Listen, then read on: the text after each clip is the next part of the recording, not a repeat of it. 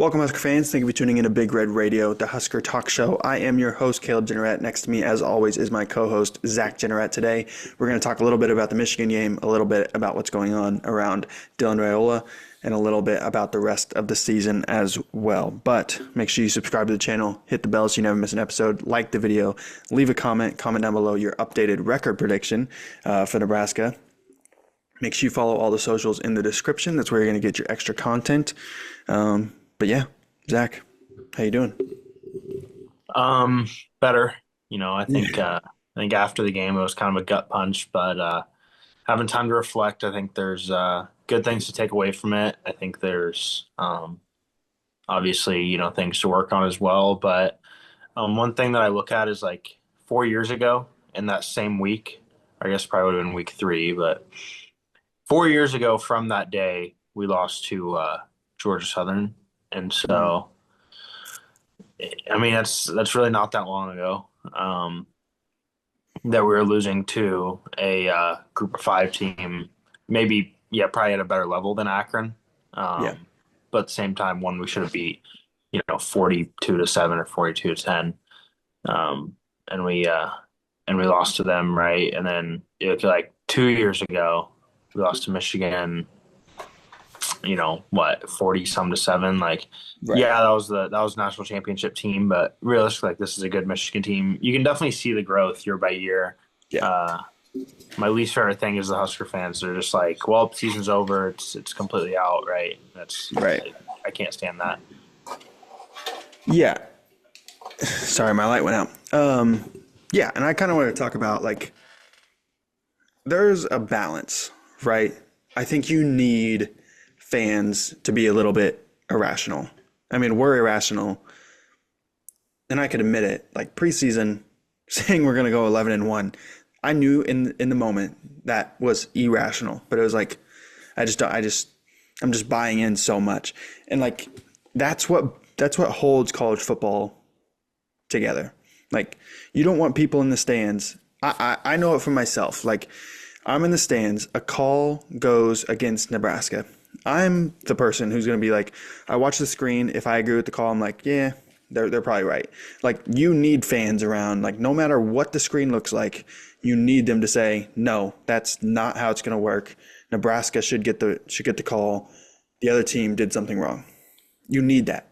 But also, after the game, like, you can't be irrationally negative. And I know that's hard to ask for just because, like, it goes both ways, but giving up after one game or one mistake, it's just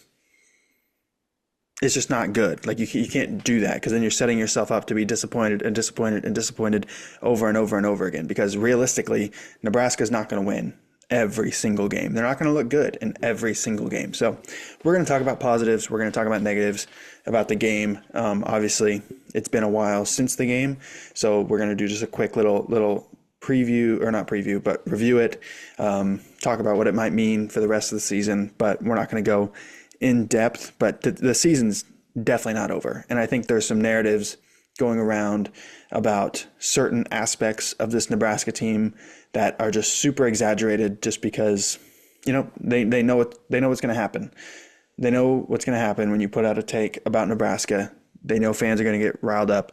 They know fans are going to come back at you, and that's just engagement. That's just more and more engagement. I'm not saying every media member does this, or even most media members do this, but it definitely happens. Like, there's no denying it happens. So, like I said, we're each going to give one positive. We're each going to give one negative. We're going to talk about what that means, not only for the short term, but also the long term outlook of the season for Nebraska. But I also wanted to comment, there's a lot of stuff happening with Dylan Raiola right now. And I'm sure if you're watching this, you've seen it online. You've seen all the clips. You've seen all the tweets going around. Certain media members have made comments. I don't want to loop all media members into this, because I don't think that's fair. But just looking at some of Dylan Raiola's stats, and I know stats don't tell the whole thing, and I know this pace isn't going to live up he's not going to stay on this pace. But if you go by quarter basis, because he hasn't played 3 quarters, He sat out 3/4 of this game. So if you go quarter by quarter basis, take his averages, Dylan Raiola is on pace for 3,000, just over 3,900 yards, Nebraska record. 33 touchdowns, Nebraska record. 3 interceptions. It's hard to find a record on that, but I'm assuming the last full-time starter that threw less than 3 interceptions was in the 70s when they were throwing 3 passes a game. 3,000, just over 3,900 yards would have led the Big Ten last year in a Big Ten with, Dylan Gabriel, Will Howard, Curtis Rourke, the good quarterbacks. Only 3 interceptions would have been the lowest of any full-time starter in the Big Ten last year. As I said, I'm not expecting him to maintain this pace, but you just can't ignore what he is right now. He's 11th in the country in passing yards, 6th in touchdowns, 5th in completions, 3rd in completion percentage, 15th in QBR. If you just look at second-year quarterbacks, he's 2nd in yards, 1st in touchdowns, 2nd in QBR, 2nd in completion percentage, 1st in completions. He is playing really good football right now. You just can't deny that. And there's podcasts out there saying he's just not a good quarterback. He's just not a good quarterback. And I think part of it is I think a lot of people predicted other quarterbacks to take a step forward, whether it be DJ Lagway, Arch Manning, Lenore Sellers. I mean, even Zach predicted Lenore Sellers to take a jump. They didn't predict Raiola. For whatever reason, they just didn't think he was going to take that jump. And now that he is, and he has taken a jump, this Nebraska team as a whole has taken a jump. It's just the only 2 national televised games they've seen is Cincinnati, where they thought Nebraska was going to blow them out. We don't know what Cincinnati's going to be yet. And they watch Michigan, where Nebraska had its moments of weakness in the Michigan game. But it seems like they're trying to do whatever they can to hold on to their prediction, try to make it right for as long as possible, and they're just so happened to push Raiola down for that. Now, I'm not even going to spend a lot of time on this because I think it's barely any Nebraska fans, but any Nebraska fans truly calling for TJ Lateef to play, terrible. It just doesn't make sense. I love TJ Lateef. I think he's going to be great, but we are talking about Dylan. Dylan is, I think, the best player on the offense, might be the best player on this Nebraska team at the most important position on the field. We're talking about taking him off. Even if you're just saying TJ Lateef should get some packages, why would we take our best player at the most important position in football out of the game to put in a true freshman who has played well, but you also got to look at it. He's played well against Akron in the 4th quarter after they had already been beaten down by our starters all game, and Houston Christian, a bad FCS team. He's played well. And he's shown flashes, and I would be confident with him going in if we needed him to. I just don't think we need to force him in. It just doesn't make sense to me. But the other side of that is Dylan Raiola has a chance now to put together some really good games, and none of them are going to be marquee games. Michigan State, Maryland, Minnesota, Northwestern. None of these are going to be marquee games. And he has a chance to build up his resume. Just keep building and building and building. Nobody's going to say anything because they expect Nebraska to win all these games. Now, if they lose, he's obviously going to get hate for it. We know that. But until the USC game, he can just keep piling on. He's going to get better and better and better and better. This Nebraska team is just going to get better and better and better and better. And that's his chance. That's Nebraska's chance to rewrite what everybody thinks right now. So that's my Dylan Raiola thing. I don't really want to talk about it anymore. I think it's better if Nebraska stays under the radar these next few weeks, because if you're staying under the radar, that means you're winning. They're not going to talk about Nebraska if they're winning. At this point, the only thing they're going to talk about is if Nebraska loses. So if Nebraska keeps winning, stay under the radar, get to that USC game with only one loss, you have a chance to rewrite what everybody thinks. So I know I just talked for a long time. I'll let you go first. You can do your positive or your negative. But yeah, unless you have anything about Dylan that I didn't mention. No, not really. I think the only thing is this TJ Lateef thing. Like you said, I don't think there's a lot of Nebraska fans that are legitimately calling for TJ Lateef. Right. But one thing that a lot of people fail to realize is he played in Akron, he played in Houston Christian. We still have 2 games hypothetically to use on his red shirt. If TJ Lateef can redshirt, it's so big for his future. Yeah. Because then you have 3 more years. Yes, you still have guys coming in. 4 more years. Or 4 more years, yeah. 4 more years with him. Yes, you still have guys coming in, but dude, every year you can grab with a guy like that. Right. And a guy that's bought in, I think. that I don't see transferring is always a win. But that's really all I have on that. I'll start with my negative just because I'd like to end on a positive. Mhm. I think it's pretty obvious, and I think it's something we saw in the first few games that no one really wanted to admit is it's not that the run defense is it's not that these guys are like bad at run defense. I think they're just undersized um, on the D line. I think the front four is just drastically undersized.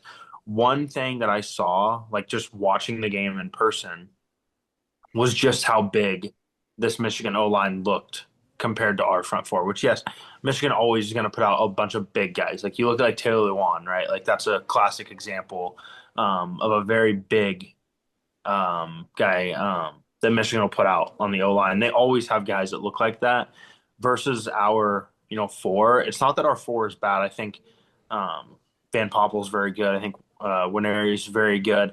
I think Cam Linhart's very good. It's just that that's not really their strength, right? Like I think if we were playing a like Big 12 style or an ACC style, then I think this D line would look very good.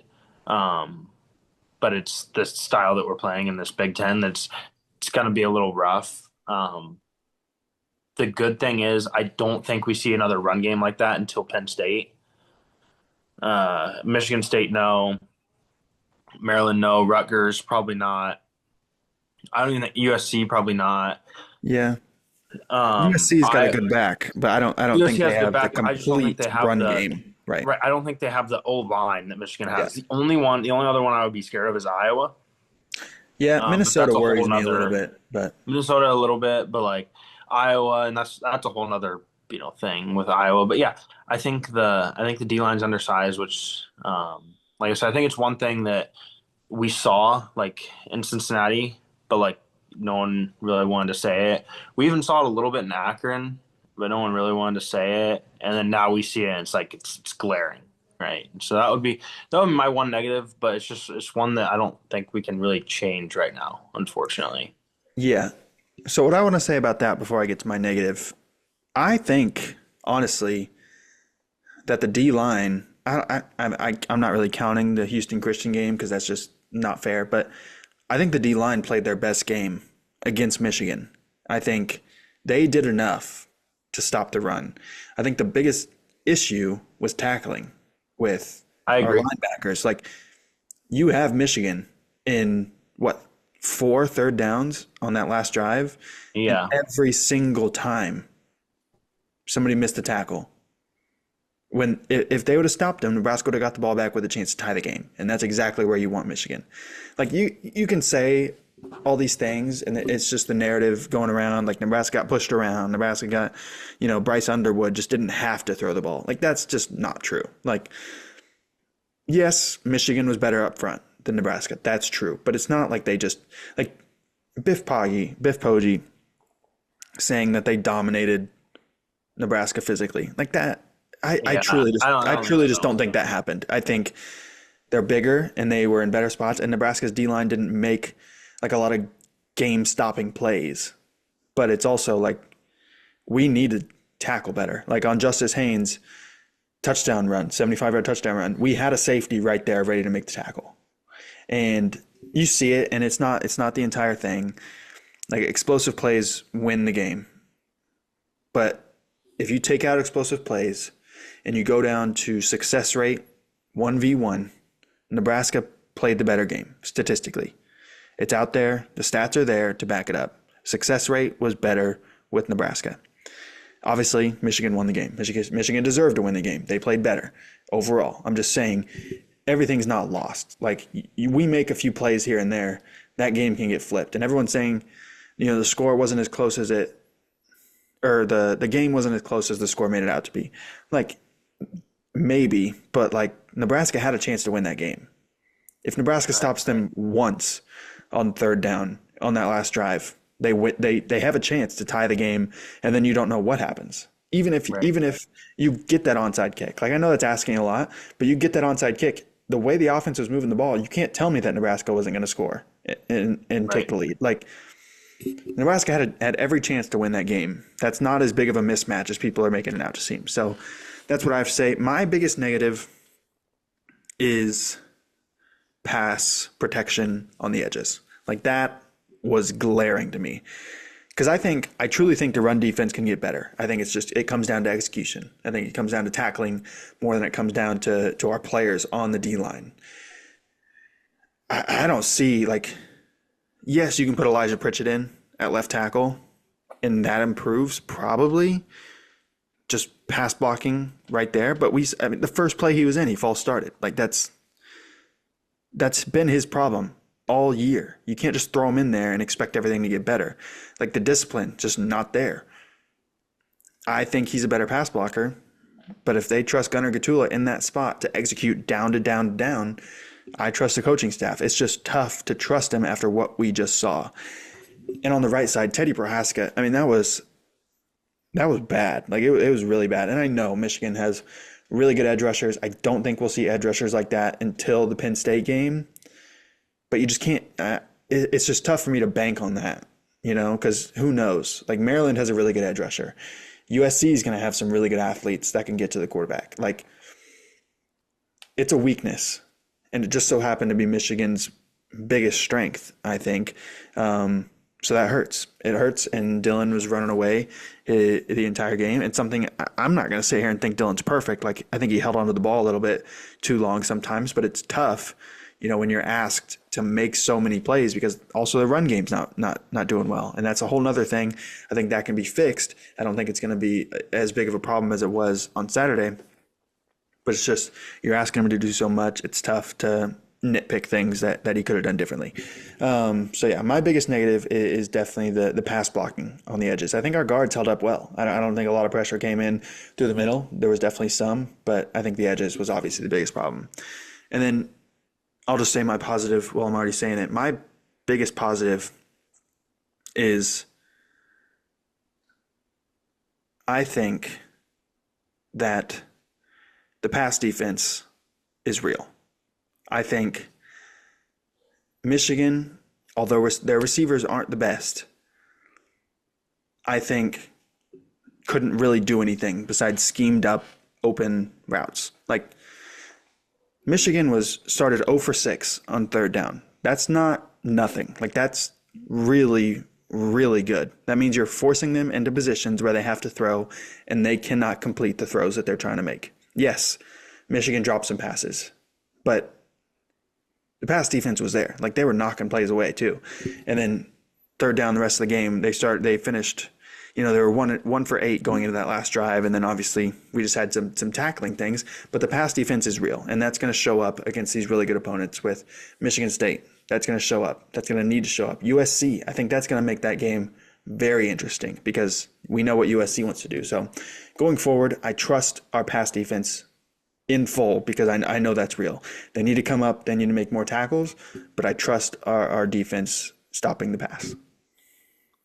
Yeah, I think my positive, and I know no Nebraska fan is any for like moral victories. I'm not one for moral victories as well, but being down 10-0 and just like it didn't like there wasn't that feeling of we've lost, we're out of it.